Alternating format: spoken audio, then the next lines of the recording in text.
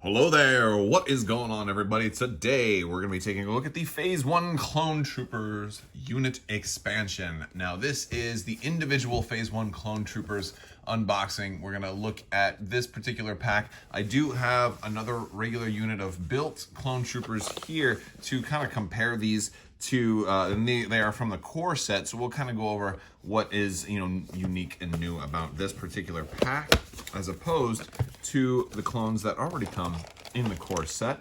And while we're pulling all this stuff out, let me remind you guys about the $100 Amazon gift card giveaway. All you have to do to enter to win that is to be a subscriber and let me know your favorite unit from all of Star Wars. Who do you think that might be? We've got, oh goodness, look at this. So there's our little assembly guide. Now these guys are the softer plastic. These are some of the last units that will be made in the soft plastic. There's still really, really good detail. I feel like they've pushed the bounds for their soft plastic when they're getting to this point. And yeah, that's it's really, really great stuff. And everything else, almost everything else, after a certain point will be on sprues. I think there's maybe only 2 or 3 more units that are coming out with soft plastic, and then it's all going to be sprues. But yeah, but that good thing about soft plastic is it does make it easier to put them together. So we've got our cards, our cardboard, we've got our minis here. Let's go ahead and look at let's look at these minis. All right, so we are gonna pop these dudes open. And again, if you hadn't seen my regular core set building, I did some unboxing videos for these guys. One of the things that's just great about these guys is that they've improved the soft plastic in that they're not quite so static. Like you've got round holes for the arms, which is just great. You can really have a lot of flexibility on how you want them to go. On some of these, you still have the hand there on the rifle, so you're going to have to still connect the arm to the rifle, but you can kind of have the rifle going up. You can have it down at the hip. You can have it that way. You can turn the helmet a lot of different ways, so you can do all of these different things. We can also, well, we don't get a lot of flexibility with the legs though, but we definitely do right there. So that's pretty good.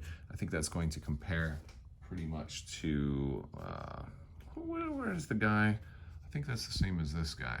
Yeah, it's the same as this guy. He's got his arm a little bit down, but same pose. So no change there. I think the minis are all the same with these. I think the only difference for the Republic, for the individual expansions, is that oh goodness, I've dropped something. Is that you're getting a different head sculpt on one of the Bark troopers, and of course I dropped a head like a silly goose, and I'll have to see if I can find that.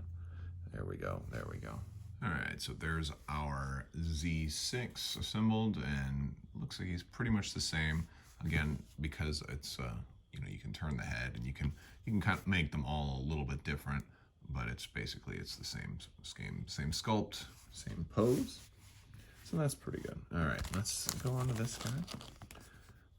And most of these are just pretty standard, arms and head. And I think almost all of them have 2 hands on the rifle, so you don't really have a whole lot of flexibility when it comes to doing rifles. One of the things you may want to do is glue the hand into there, because sometimes when you're assembling them, that arm will pop out like it just did for me right there. So I'll probably come back later and glue. It's not completely fit in right there, but that's good enough for right now. And that one is about the same as this guy here.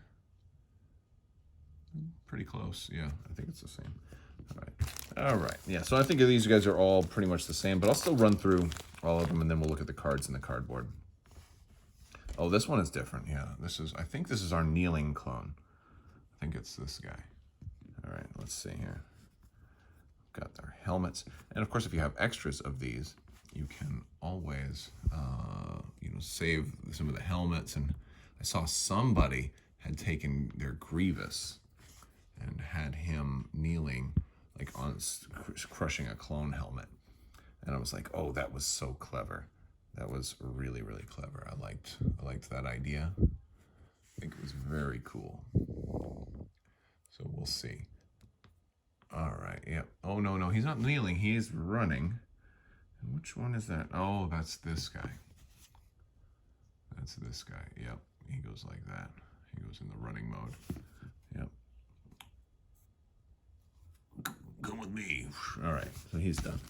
And we've got a couple more. I always wondered why they call it the Clone Wars. Because honestly, you know, there were two sides. The clones were just one half, right?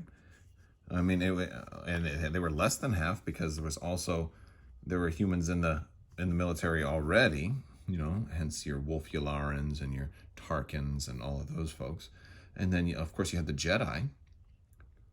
And then, of course, all the freedom fighters and, you know, the Cham Syndulas and all of that stuff.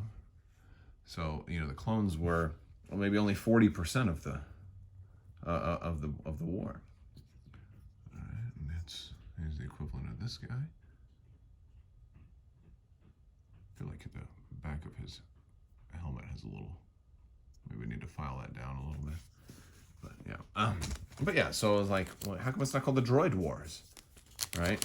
I mean, since when do you know? I would think a lot of times we name wars after the country that we fought.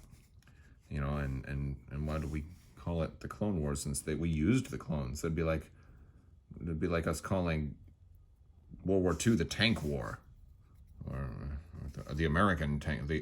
What were they? Sherman? I don't even know which tanks we used predominantly in World War II. We used quite a bit. I'm a little rusty on my World War II terminology right now, but my point is, you know, I don't know why they call them the Clone Wars. I guess I was thinking about this today because I had a very different, no, that's not that guy. Is that this guy? Yeah, he's just down a little bit. So it looks a lot different if you lower him and point him that way. Then it's that guy. Oh, yeah. All right, so that's what I like about the flexibility here.